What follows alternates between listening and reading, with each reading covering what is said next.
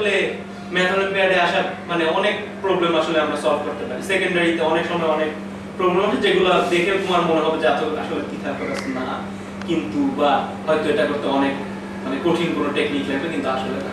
যেমন 2009 সালে ঢাকা ডিভিশনে আসা একটা প্রবলেম দেখাই। তো ওখানে বলা আছে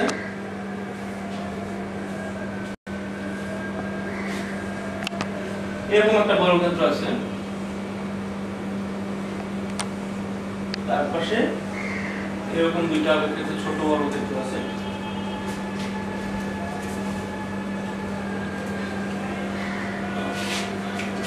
এবং যে ইনফরমেশনগুলো আমাদের দেওয়া আছে সেগুলো হলো যে এই বড় বর্গক্ষেত্রটার ক্ষেত্রফল হলো 360 স্কয়ার সেন্টিমিটার, 360 সেন্টিমিটার স্কয়ার। আচ্ছা, আর ছোট দুইটা হলো 40 সেন্টিমিটার স্কয়ার। আচ্ছা, আমি কিভাবে চিত্র আঁকি? আচ্ছা, এখন এখান থেকে আমাদের যেটা বলতে হবে সেটা হলো যে ত্রিভুজ ABC এর ক্ষেত্রফল কত, যেখানে ABC আমি এখন আঁকি নাই। ABC হলো এই তিনটা পয়েন্ট।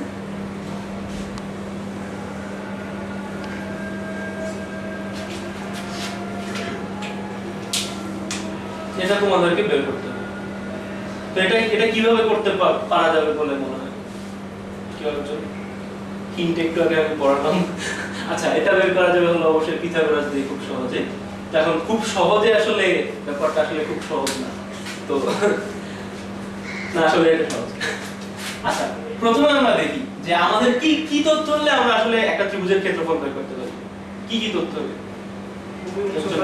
ভূমি উচ্চতা হলো একটা, আর একটা হলো তোমরা জানো যে হেরনের যে সূত্রটা আছে যে তিনটা বাহুর থাকলে √s * s - s - b s - c, তাই না? তো সেই সূত্র আছে। আরো একটা আছে, তোমরা যারা অলরেডি ত্রিকোণমিতি জানো তারা জানো যে ত্রিভুজের ক্ষেত্রফল হলো হাফ ab sin থিটা, যেখানে ab হলো সন্নিহিত বাহু আর থিটা হলো মধ্যবর্তী কোণ। তাহলে আমাদের তিনটা উপায় আছে। একটা হলো যে abc এই তিনটা ইনফরমেশনই জানা, তারপরে প্রথম উপায় তো হাফ bh ভূমির উচ্চতা, এই উপায়গুলো আছে। তো এই প্রবলেমটা থেকে শুরুতেই লক্ষ্য মানে মনে করো যে এটার মধ্যে সবচেয়ে সহজ আসলে হবে কি হবে, আমরা আসলে তিনটা বাহুরই দৈর্ঘ্য বের করতে পারি, তাই না? কারণ খুব সহজ। কারণ হলো যে এটা 90 ডিগ্রি, সো এখান থেকে বের করতে পারবে তোমরা এইটার মান,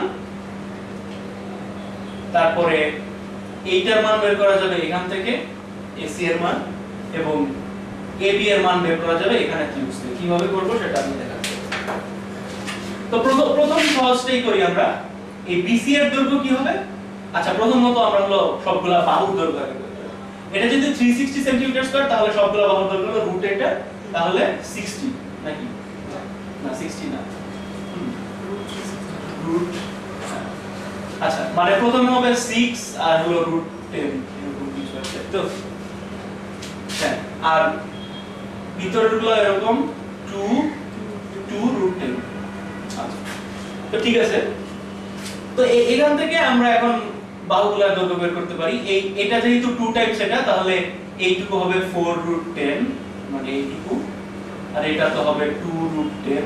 তাহলে এখান থেকে আমরা পিথাগোরাসের সূত্রের মাধ্যমে সহজেই বের করতে পারি যে এটার দৈর্ঘ্য কত হবে 4 √10 স্কয়ার প্লাস মানে square root of plus 2 √10 square. এই তো BC এর দৈর্ঘ্যটা বের করছি। তো এটা হচ্ছে 16 টাইমস 10, আর এটা হলো একই ভাবে হবে 4 টাইমস 10, তাহলে 160 আর 40 200, তাহলে কত 10 √2। এটার মান। একই ভাবে তুমি এটার মান বের করতে পারছো, কারণ হলো এই পুরো অংশটুকুর দৈর্ঘ্য কত, এখানে আছে 2 √10 আর এই পুরোটার মধ্যে আছে 6 √10, তার মানে 8 √10, আর এইটুকু তো অলরেডি জানো 6 √10। তো একই ভাবে তোমরা এটার দৈর্ঘ্য বের করবা, একই ভাবে এটার দৈর্ঘ্য বের করবা। কিভাবে? এটা সামান্য একটু ট্রিকি, সেটা হলো যে এখানে একটা তোমাকে ত্রিভুজটা বানিয়ে দিতে হবে একই ভাবে। কারণ তুমি দেখো এখান থেকে এই পর্যন্ত লম্ব দূরত্ব হলো এই দূরত্ব প্লাস এই দূরত্ব, তাই না? কারণ এটা যদি আঁকি এটাও একটা আয়তক্ষেত্র হবে তাই না, এই যে এই লাল অংশ, তাহলে এটা সমান হলো একইভাবে 2√10 আর উপরে ছিল 6√10, সো এই পুরাটুকু হবে হলো 8√10। আর এই অংশটুকু যেটা হবে সেটা হলো যে 6√10 থেকে তুমি 2√10 বাদ দিবা, তাহলে একটু 4√10। তো এখানেও পাচ্ছি 8√10 আর 4√10, সো দুইটা জাস্ট এখন পিথাগোরাস দিয়ে করলেই হয়ে যাবে। এবং সবশেষে আমরা ইউজ করব এই সূত্রটা। সূত্রটা কি? ত্রিভুজের ক্ষেত্রফল হলো s স্কয়ার রুট আছে s - a s - b s - c। এখন প্রশ্ন হতে পারে s কি? s হলো অর্ধপরিসীমা। অর্ধপরিসীমা হলো a + b + c/2, মানে পরিসীমার অর্ধেক। আর পরিসীমা তোমরা জানো ত্রিভুজের তিন বাহু, মানে যে কোনো একটা ক্ষেত্রের বাহুগুলোর সমষ্টি। যেমন মনে করো পঞ্চভুজের পরিসীমা হলো তার 5টা বাহু দৈর্ঘ্য সমষ্টি। তো এটা নিয়ে কারো কোনো প্রশ্ন আছে? তো মোটামুটি ক্লিয়ার এক্সপ্লেইন করা হলো না? আচ্ছা, প্রশ্ন থাকলে আমাকে মানে ইয়ার মধ্যে ইন্টারাপ্ট করতে পারবা, মানে বলার মধ্যে ইন্টারাপ্ট করতে পারবা, কোনো সমস্যা নেই। তো আমরা এতক্ষণ পিথাগোরাসের বেশ কিছু না, পিথাগোরাসের প্রমাণ দেখলাম এবং তারপরে পিথাগোরাসের একটা ইউজ দেখলাম আর কি, যে কিভাবে পিথাগোরাস ব্যবহার করে প্রবলেম সলভ করা যায়। তো এখন আমরা পিথাগোরাসের আরো একটা ব্যবহার দেখব। তো পিথাগোরাসের এই ব্যবহারটা বেশ সুন্দর। সেটা হলো যে মনে করো এবিসি একটা ত্রিভুজ আছে,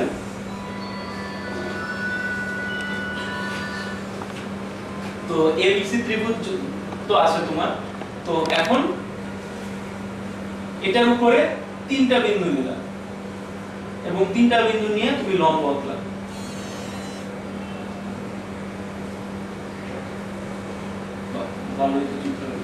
আচ্ছা, তিনটা বিন্দু হলো, এর বিপরীতে হলো বিন্দু, মানে বিসি বাহুর উপরে বিন্দু হলো পি, বি এর বিপরীতে হলো কিউ, আর সি এর বিপরীতে আর। তাহলে আমাদের মনে প্রশ্ন আসতে পারে যে এই তিনটা লম্ব তো আমরা টানলাম, এই তিনটা লম্ব কখন কনকারেন্ট হবে, মানে কখন তিনটা একই বিন্দুতে ছেদ করবে? এটা হয়তো সুন্দর ও বিন্দুতে ছেদ করছে একই বিন্দুতে, তো কি শর্তে এই জিনিসটা হবে এটা নিয়ে প্রশ্ন আসতে পারে। তো এইটা হওয়ার জন্য খুব সুন্দর একটা প্রপার্টি আছে, সেই প্রপার্টিটা হলো এরকম যে এই তিনটা বিন্দু এখানে কনকার করবে, মানে একই বিন্দুতে মিলিত হবে যদি এবং কেবল যদি এইটা সত্য হয়। এটা কি? ar স্কয়ার এটা square plus bb square plus cq square সমান br square plus pc square br square pc square plus aq square. খুবই কিউরিয়াস প্রপার্টি, কারণ মানে এটা এই ইকুয়েশন সত্য হওয়ার সঙ্গে এটা কি সম্পর্ক? তো সম্পর্ক আছে, এবং মানে এটা খুবই জেনারেলাইজ। তোমরা হয়তো বলতে পারো যে এটা তখন সত্য হবে যখন এই তিনটা মধ্যবিন্দু হবে p q r, কিন্তু মধ্যবিন্দু হলে এই প্রপার্টিটাও খাটে অবশ্যই, কারণ সব একটা একটা করে আসে। তো এইখানে মানে এটা হলো সবচেয়ে জেনারেলাইজ ফর্ম, যে এটা হলে এটা হইতেই হবে। এখন এটা আমরা কিভাবে প্রমাণ করব? এবং এটা আমি কিন্তু বলে দিছি যে এটা হলো ইফ এন্ড অনলি ইফ, যদি এবং কেবল যদি। মানে এই কথাটার মানে কি সেটা আগে বুঝি। সেটা হলো যে আমরা বলছি যে এই তিনটা সমবিন্দু হবে, মানে এই তিনটা লম্ব সমবিন্দু হবে যদি এবং কেবল যদি এই আইডেন্টিটিটা সত্য হয়। তো এর মানে হলো এটা খুব সহজে ম্যাথমেটিক্যাল সুন্দর একটা সাইন দিয়ে দেখা যায়, এরকম উভয়মুখী তীরচিহ্ন। মানে এটা হলো যে তুমি প্রথমে এটা ধরে নিবা যে লম্বগুলো সমবিন্দু হবে, তখন তুমি এখান থেকে এই তীরের এই দিক থেকে প্রমাণ করবা যে এই আইডেন্টিটি সত্য হবে।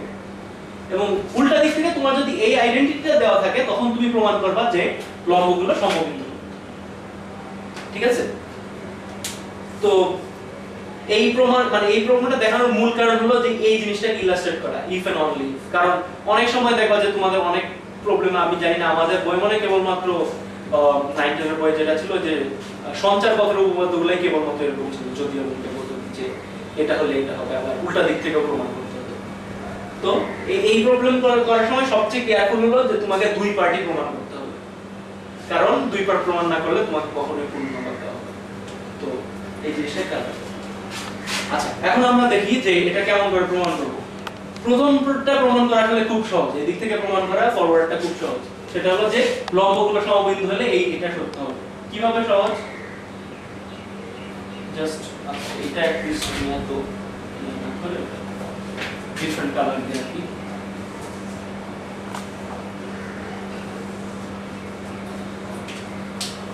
আচ্ছা, আমি তিনটা লাইন আঁকলাম, তো দেখা যাচ্ছে না। এখন দেখো আমরা তাহলে কি বলতে পারি, ar সমান ar স্কয়ার, এটা সমান আমরা বলতে পারি ao square plus ro square, এই তো। তারপরে br স্কয়ার সমান বলতে পারি bo square plus rb square, এটা হলো এখান থেকে। ঠিক আছে, এখন তোমরা লক্ষ্য করো প্রত্যেকটার ক্ষেত্রে কিন্তু একই রকম জিনিস আসবে, মানে এরকম প্রত্যেকটার জন্য এই পেয়ার এভাবে করতে থাকবে। এভাবে তোমরা যদি 6টা ইকুয়েশনে লিখো, কোনটা আর ও স্কয়ার, হ্যাঁ thank you, a square equal a square plus r square, ও a square minus সরি, হ্যাঁ ঠিক আছে, এটা ঠিক আছে। তো বি স্কয়ার, হ্যাঁ অতিভুজ স্কয়ার মাইনাস আরেক বাহু square, sorry thank you that ধরাই দাও। তো এইভাবে তোমরা যখন প্রত্যেকটা ইকুয়েশন পাবা, তো দুই পক্ষে যেটা থাকবে যে এই যে লম্বটুকু টানবা এটুকু কমন থাকবে এবং এগুলা দুই পক্ষ থেকে কাটা যাবে, এবং এর ফলে প্রত্যেকটার ক্ষেত্রে কি থাকবে, এই এআর এর জন্য থাকবে, আমি এগুলো সবগুলা কেটে আর কি তোমার ইকুয়েশনটা লিখছি। এআর এর জন্য থাকবে এও স্কয়ার, বিপি এর জন্য থাকবে বিও স্কয়ার, আর সিকিউ এর জন্য বাকি থাকবে সিও স্কয়ার। এখন আবার এখান থেকে লক্ষ্য করো, বিআর এর জন্য কি ছিল, বিও স্কয়ার, তারপরে পিসি এর জন্য কি থাকবে, সিও স্কয়ার, আর একিউ এর জন্য বাকি থাকবে ইও স্কয়ার। এখন দেখো দুইবার সমান হবে, এটা কাটা যাবে, এটা কাটা যাবে, তো দুইবার যেহেতু সমান তাহলে আমরা বলতে পারি যে এটা হলো এই আইডেন্টিটিটা সত্য।